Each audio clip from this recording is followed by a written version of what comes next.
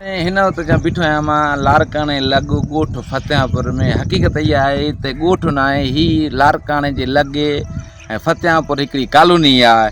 हेॾो बि वाह अथसि, होॾो बि वाह अथसि, विच में ही फतेहापुर आहे ॻोठ जेके सॾा, पर हीअ कॉलोनी सॾी वञे। हक़ीक़त इहा आहे। पर चवण जो मक़सदु इहो त हिते 18 सालनि खां वठी पीपल्स पार्टीअ जी हुकूमत हली आहे, पर जेको यूसी जेके चेयरमैन आहिनि, वाइस चेयरमैन आहिनि, उनजी बजट लाइ काॾे थी वञे। अॼु बि उहो ई तव्हांखे ड्राब, हे मिटी ॾिसो, हे ड्राब ॾिसो, हे ड्राब ॾिसो, यानी जेके कचे में बीठा आहियूं। न हिते तव्हांखे ब्लॉक को रोड नज़र ईंदो, न ई तव्हांखे का नाली नज़र ईंदी, न ई तव्हांखे नेक नज़र ईंदो। वधीक जेके ॻोठ आहिनि उनखे मोकिलियो, उनजो छा चवणु आहे?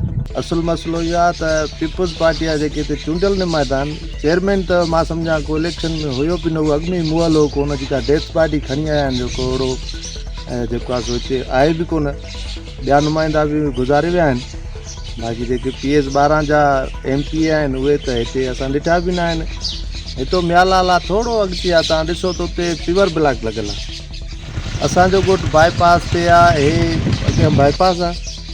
हिते इन जे करे कमु न थींदो आहे जो हे यको पीपल्स पार्टी खटींदी आहे। यूनियन काउंसिल फतेहापुर पीपल्स पार्टी खटींदी आहे, इन जे करे हिते कमुकार नज़रअंदाज़।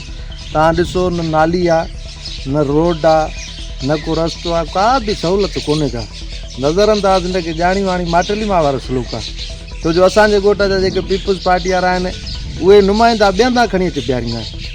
असांजी यूसी वई सॼी ख़तम थी, यानी बजट त आहे पर बजट अलाए करे कारे खूह में थी वञे। बजट हो जेके चूंडियल नुमाइंदा गुज़ारे विया आहिनि उन्हनि जा ख़त्मा थियनि था, उन लाइ रखियो। काश न मिली आहे।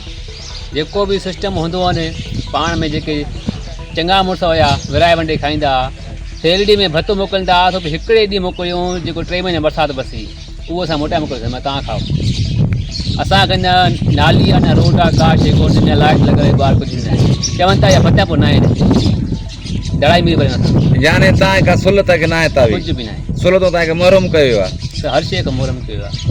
ठीकु आहे। नाज़रीन, तव्हां हितां जेके आवाम जा तासरात ॿुधाया त लाड़काणे लॻ जेको ॻोठ फतेहापुर आहे उन तां बिल्कुलु माटली मां रसूलत कयो थो वञे। ऐं मुंहिंजे पियो तव्हां पाणी जी खॾ ॾिसंदव, माना 40-50 साल खां उहो ई जेको गंदो पाणी आहे या नेकर आहे उहो ई खॾनि में थो वञे। यानी हिते बिल्कुलु ऐं नेकनि को फतेह महरूम कयो आहे, रोडनि को महरूम कयो आहे, रस्तनि को महरूम कयो आहे फतेहापुर खे। अगरि फतेहापुर सां अहिड़ो सलूक छो थो कयो वञे? ऐं यानी अंधी नगरी चरबर राजा खुदारा असांजे लाड़काणे लॻ ॻोठ फतेहापुर में जेके कॉलोनी आहे, इन खे थोरो हिनखे रस्ता, रोड, ब्लॉक, पियर लॻाए वञे जीअं अवाम खे सहूलियत पिणु मिली सघे। नादरनि सां गॾु मुंहिंजी सिंध न्यूज़ रिपोर्टर आहियां लाल अब्दुर्रहमान तुंहिंजो। हक़नि जे हासिलात लाइ ॾिसंदा रहो मुंहिंजी सिंध न्यूज़ चैनल لاڙڪاڻو।